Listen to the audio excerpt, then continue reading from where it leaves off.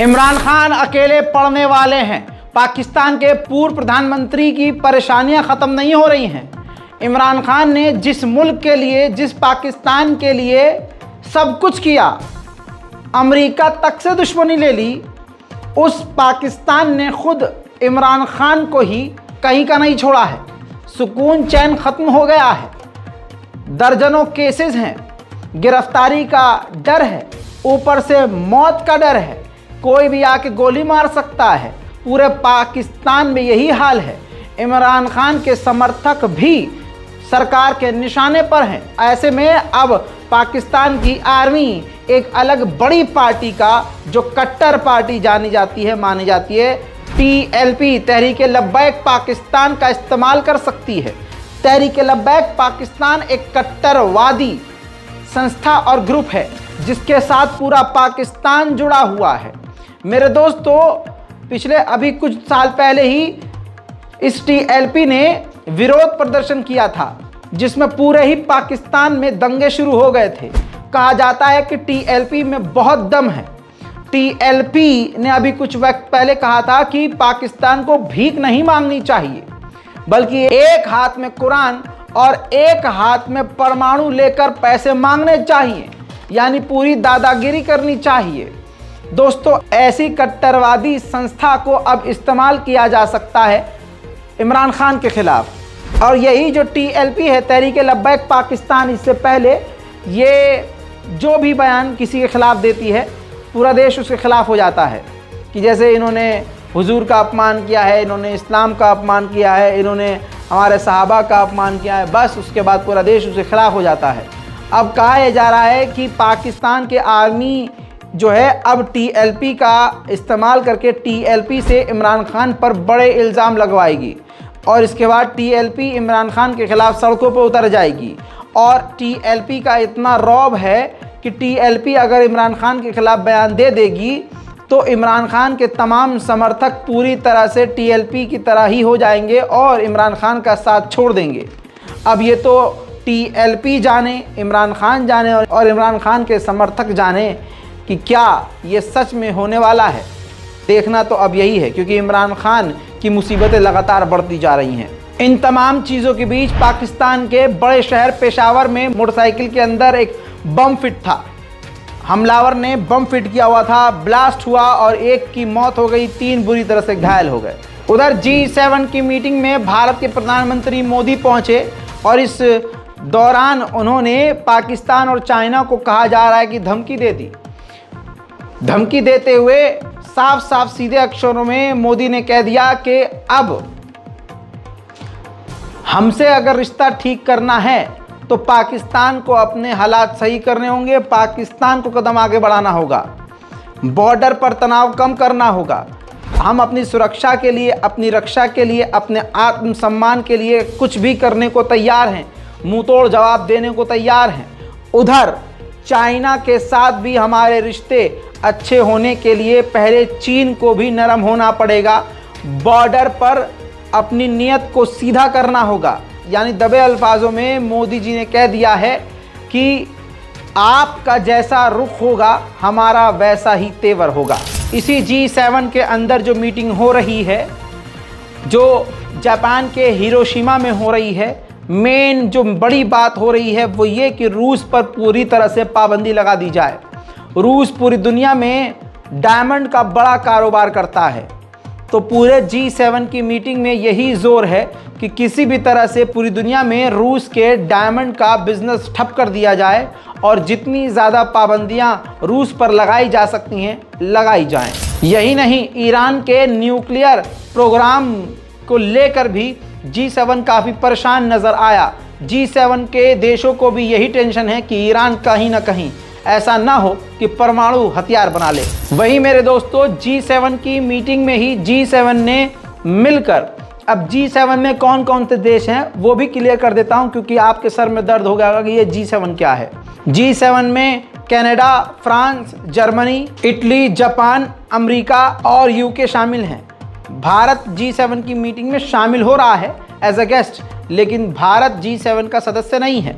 दोस्तों, अब यही G7 ये कह रहा है कि जिस तरह से, जिस तेज़ी से चाइना न्यूक्लियर बम बना रहा है, ये पूरी दुनिया के लिए बड़ा ख़तरा है। वहीं अमेरिका के राष्ट्रपति बाइडेन अक्सर हमेशा गिरते रहते हैं।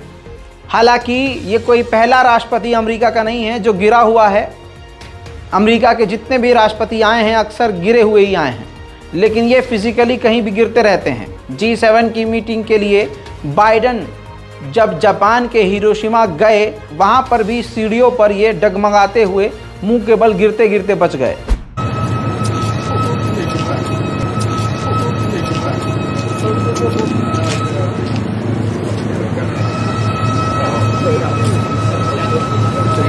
ये एक तस्वीर है, कई और तस्वीरें ऐसे सामने आ रही हैं जिसमें ऐसा लग रहा है कि बाइडेन का जो दिमाग जो है पूरी तरह से काम करना बंद कर चुका है, या वो अब हैंग होने लगे हैं, या वो एक कोई पुराना रोबोट है, जैसे कि ये।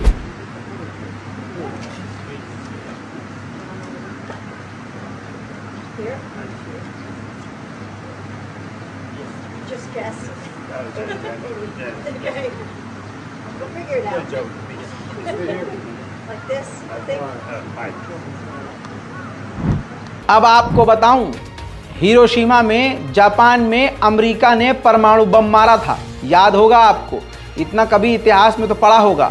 1945 में हिरोशिमा पर बम गिराने वाला यही अमेरिका था। और आज सालों के बाद अमेरिका जापान का इतना बेहतरीन दोस्त है कि ये तस्वीर देखिए, G7 के देशों के साथ उसी अमेरिका ने हिरोशिमा में जब उसने खुद बम गिराया था, तो उस परमाणु हमले में मारे गए लोगों के कब्र यानी समाधि पर इन्होंने जाकर, अमेरिका ने खुद जाकर जो है फूल चढ़ाए हैं, उनको जो है नमन किया है। यानी ये बेगैरती है, खुद मारो और फिर फूल चढ़ा दो। बेगैरती की इंतहा तो जापान की भी है मेरे दोस्तों। जिस राष्ट्रपति ने 1945 में हिरोशिमा पर बम गिरवाया था, अमेरिकी राष्ट्रपति जिसका नाम हैरी एस ट्रूमन था, सालों बाद उससे कहा गया कि क्या आप अपनी गलती पर माफ़ी मांगेंगे, तो उसने माफ़ी मांगने से इनकार कर दिया। और हमेशा से यही मुद्दा रहा कि क्या अमेरिका माफ़ी मांगेगा। अब पत्रकारों ने व्हाइट हाउस से सवाल किया कि अब बाइडेन सरकार और ख़ुद बाइडेन जापान के करीब हैं और जापान जा रहे हैं, तो ऐसे में क्या प्रेसिडेंट जापान से विक्टिमों से माफ़ी मांगेंगे? तो व्हाइट हाउस ने बिल्कुल बेगैरती से साफ इनकार कर दिया कि बाइडेन माफ़ी नहीं मांगेंगे। लेकिन फिर भी बेशरम जापान अमेरिका के तलवे चाटने में बिजी है। लेकिन जापान के जिंदा दिल लोगों ने इस दिन को याद किया और अमेरिका के खिलाफ जापान में प्रदर्शन किया गया।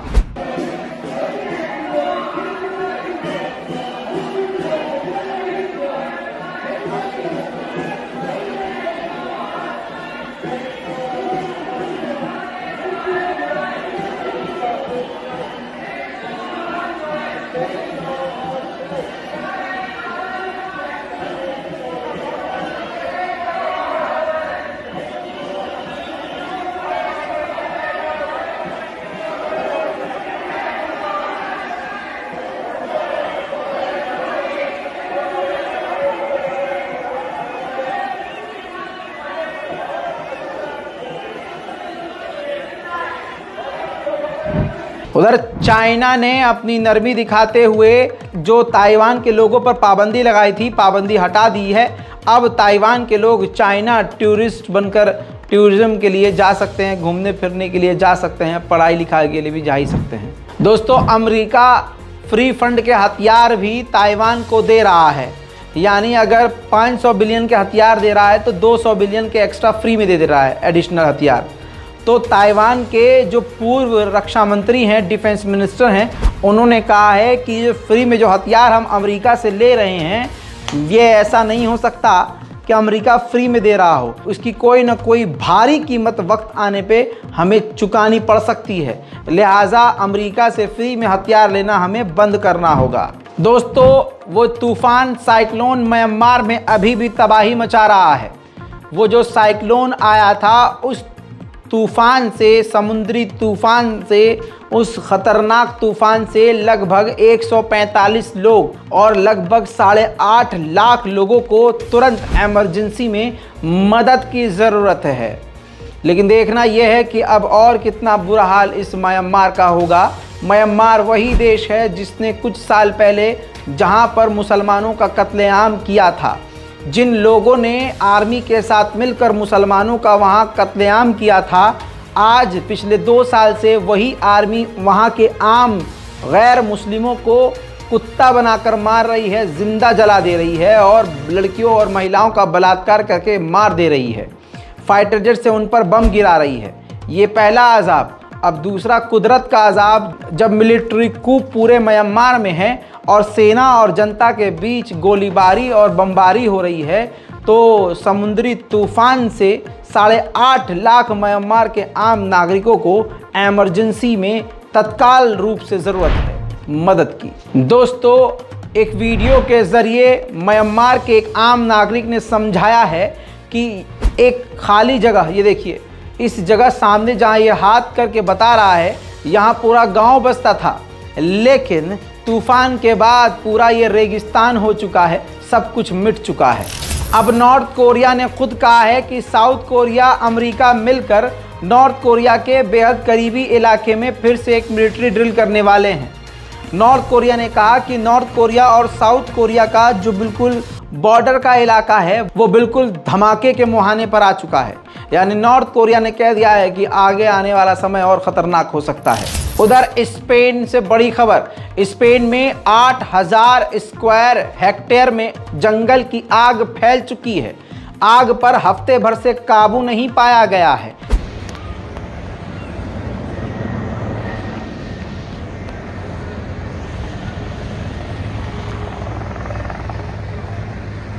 Disturbing thing is it's so fucking huge, because over here I see flames as well. You can't see it on the phone, but over here there's flames as well. That's kilometers away from this part, so it's insane.